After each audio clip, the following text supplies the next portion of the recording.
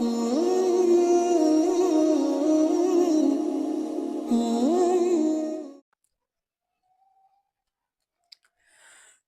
باللہ من الشیطان الرجیم بسم اللہ الرحمن الرحیم یرید اللہ لیبین لکم ویہدیکم سنن الذین من قبلکم ویتوب علیکم واللہ علیم حکیم صدق اللہ العظیم۔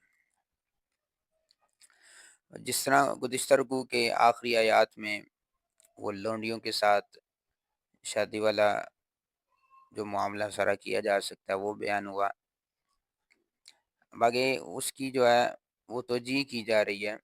یرید اللہ، اللہ چاہتا ہے، یبین لکم، کہ وہ تمہارے لیے کھول کے چیزیں بیان کر دے،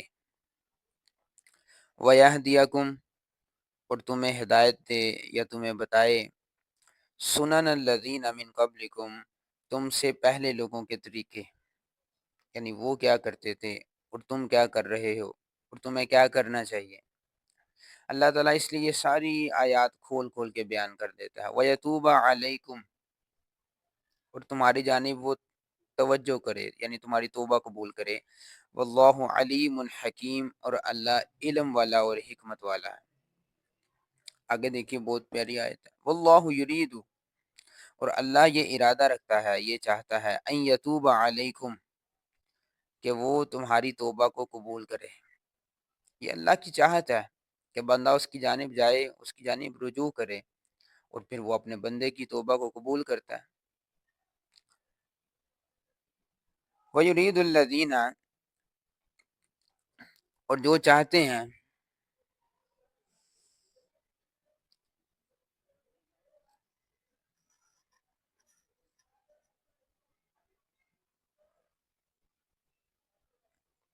وَيُرِيدُ الَّذِينَ، اور وہ جو چاہتے ہیں، یتبعون الشہوات، جو کہ اپنی خواہشات کی پیروی کرتے ہیں، یعنی جو خواہشات کی پیروی کرنے والے لوگ، شیطان کے فالوورز، وہ یہ چاہتے ہیں،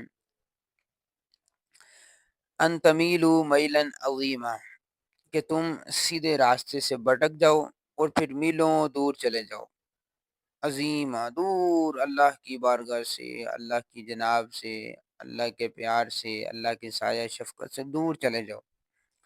یرید اللہ، اور جب کہ اللہ چاہتا ہے، کیا چاہتا ہے، ان یخفف عنکم، کہ تمہارے اوپر سے بوجھ ہلکے کر دیں۔ کتنا کرم ہے اس کا، کتنی رحمت ہے اس کی۔ شیطان کے فالوورز، جو شیطان کو جانتے ہیں، جو شیطان کی مانتے ہیں، وہ تمہیں تمہارے راستے سے ہٹانا چاہتے ہیں، ہٹا دیتے ہیں اور ہٹانا چاہتے ہیں، اور اللہ چاہتا ہے تم سے تمہارے اوپر جو بوجھ ہیں وہ ہلکے کر دیں۔ وَخُلِقَ الْإِنسَانُ ضَعِيفًا، اور بے شک انسان جو ہے وہ بڑا کمزور پیدا کیا گیا۔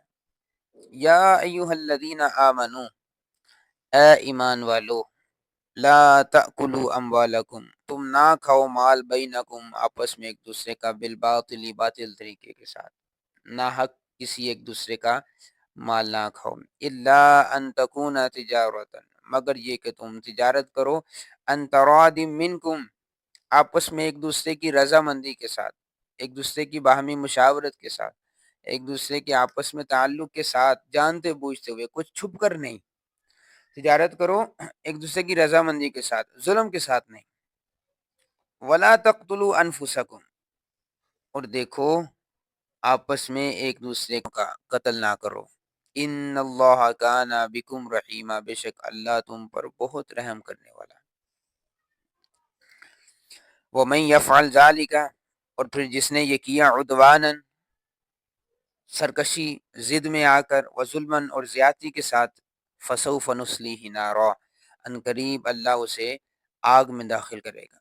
وکان ذلک علی اللہ یسیرا، اور یہ چیز اللہ کے پر بہت آسان ہے، یعنی اس نے تو کن کہنا ہے اور اس کے اذن سے تمہیں جہنم میں جھونک دیا جائے گا۔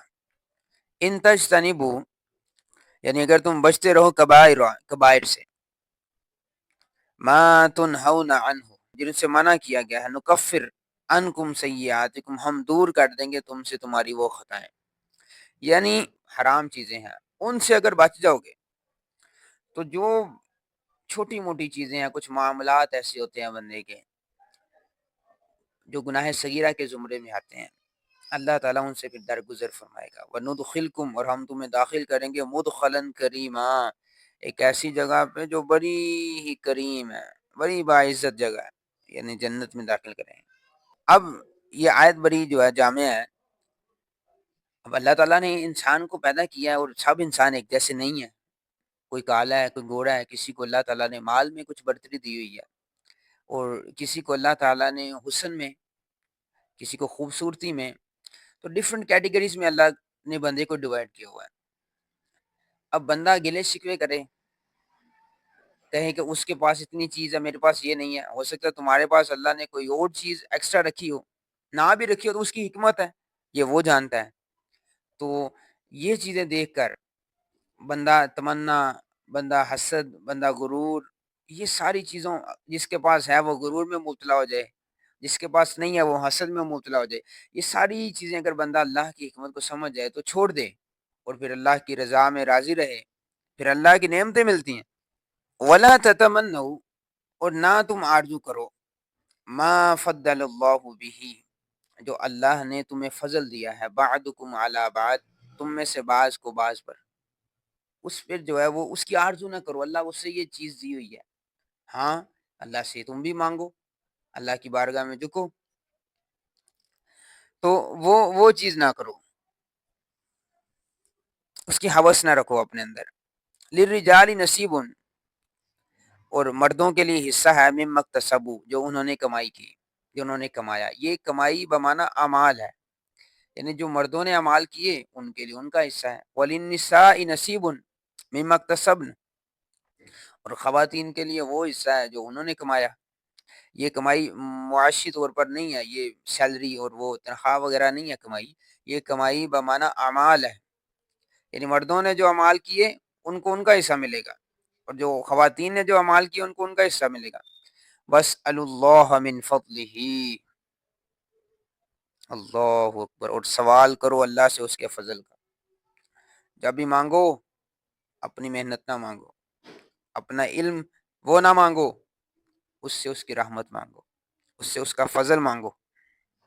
ان اللہ کان بکل شیء علیما، بے شک اللہ ہر چیز کا علم رکھنے والا ہے، اسے پتہ ہے کہ تم تو ناقص ہو، تمہارے پاس کچھ بھی نہیں ہے، تم اپنے علم پر مان کرتے ہو، تم اپنی دولت پر مان کرتے ہو، جو سارا کچھ اسی کا عطا کرتا ہے، اور اس چیز پر فخر نہیں کرنا۔ اللہ سے جب بھی مانگنا ہے اس کی رحمت مانگنی ہے، اس کا فضل مانگنا ہے۔ وَلِكُلٍّ جَعَلْنَا، اور ہم نے مقرر کیے ہوئے ہیں موالیہ، وارث، ہر کسی کے لیے، ہر چیز کے لیے ہم نے وارث مقرر کیے ہوئے ہیں۔ مما ترک الوالدان، جو چھوڑ کر جائیں والدین، والاقربون، اور قرابت دار، یعنی قرابت دار اور رشتہ دار جو چیز چھوڑ کر جائیں ہم نے ان کے لیے وارث مقرر کیے ہوئے ہیں۔ والذین، اور وہ لوگ، عقدت ایمانکم، جن کے ساتھ تم پکی گانٹھ باندھ چکے، جن کے ساتھ پکے وعدے کر چکے، پکے عہد کر چکے، فآتوہم نصیبہم، تو انہیں ان کا حصہ دو، یعنی کسی کے ساتھ تم نے وعدہ کیا میں تمہیں یہ چیز دوں گا یا وراثت میں سے کچھ حصہ دوں گا، تو وہ لازماً تمہارے اوپر فرض ہے کہ وہ حصہ ادا کرنا پڑے گا۔ ایک تو اللہ تعالیٰ نے جو حصے مقرر کیے ہوئے، ایک ویسا ہی خیراتن تم جو ہے وہ دے دو کسی کو، کسی کے ساتھ کوئی طے کر لو تو وہ دینا پڑے گا۔ ان اللہ کان علی کل شیء شہیدا، بے شک اللہ ہر چیز پر شاہد ہے، گواہ ہے۔ تو اگر تم نے کچھ کہا ہوا ہے اور پھر بعد میں مکر جاؤ کہ میں نے نہیں کہا، تو اللہ تو دیکھ رہا ہے، اللہ تو شاہد ہے، وہ تو گواہ ہے، اس کے سامنے تم نے اقرار کیا تھا، وعدہ کیا تھا، اب وعدہ خلافی کرو گے تو جو اس کی سزا ہے وہ تمہیں بھگتنی پڑے گی۔ بارک اللہ لی ولکم فی القرآن العظیم۔